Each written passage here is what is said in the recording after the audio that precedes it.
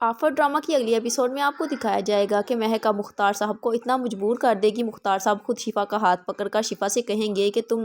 وحاج کی زندگی سے دور چلی جاؤ، کیونکہ میں اپنے مرحوم بھائی سے کیا گیا وعدہ نبھانا چاہتا ہوں جو میں نے اپنے مرحوم بھائی سے کیا تھا۔ میں اس کی بیٹی کو بہت خوش رکھوں گا، میں اسے کبھی پریشان نہیں ہونے دوں گا، اور میں ورشا اور وحاج کا نکاح کروانا چاہتا ہوں، کیونکہ مہک کی چال اب کامیاب ہو ہی جائے گی۔ مہک یہی تو چاہتی تھی کہ مہک نے جب دیکھا کہ بی جان اس کے ہاتھوں سے نکل چکی ہے تو مہک نے یہی بہتر سمجھا کہ وہ اب مختار صاحب کو اپنے اعتماد میں لیں گی، اور اسے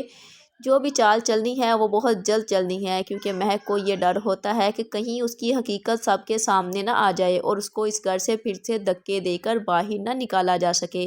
اس لیے وہ اب ایک نئی چال چلے گی اور مختار صاحب کو اپنے اعتماد میں لے کر اس کو یہ بات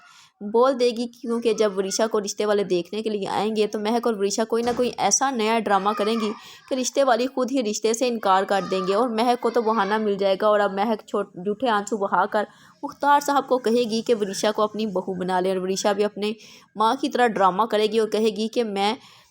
طیب ابو آپ سے بہت محبت کرتی ہوں، میں آپ کو چھوڑ کر نہیں جانا چاہتی، مجھے آپ سے اور اس گھر والوں سے بہت محبت ہے، تو پلیز آپ مجھے اپنے پاس ہی رکھ لیں۔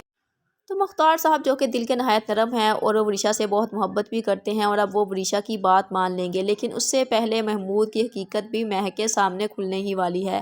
کہ محمود کس طرح سے اس کو دھوکہ دے رہا ہے، اور وہ اتنے سالوں سے محمود کے دھوکے میں آ کر کس طرح کی چالیں چلتی رہی۔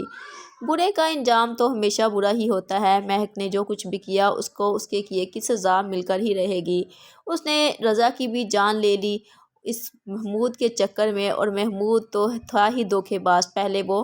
مہک کو یوز کرتا رہا، اور ورشا سے بھی تو اس نے اتنی زیادہ محبت اسی لیے کی اور اسی لیے اس کو اتنی عیاشیاں دی کہ وہ اس کو اعتماد میں لے سکے اور اس کو لگے کہ اس کا صلہ باپ اس سے بہت محبت کرتا ہے، اس لیے اس نے ہمیشہ دانیال کو نیچا دکھایا اور ورشا سے محبت کی تاکہ وہ ورشا جب بڑی ہو تو اس کو یوز کر سکے، اور اس نے ایسا ہی کیا، اور ورشا مہک اور محمود کے ہاتھوں کٹھ پتلی بنی رہی۔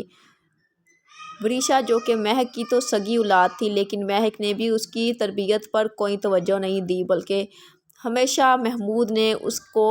اسی طرح سے بدتمیز ہی بنایا، جب بھی اس نے کوئی برا کام کیا اس کا ساتھ دیا تاکہ ورشا ایک جنگلی بلی بن جائے، اور ایسا ہی ہوا۔ ورشا کو یہ صحیح اور غلط کی تو کوئی تمیز ہی نہیں کہ کیا صحیح ہے اور کیا غلط ہے، اسی لیے تو محمود نے اس کی تربیت ایسی کی تاکہ اس کو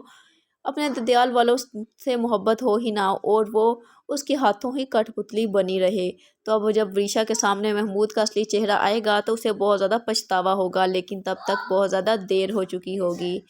If you like my videos, please like and subscribe my channel.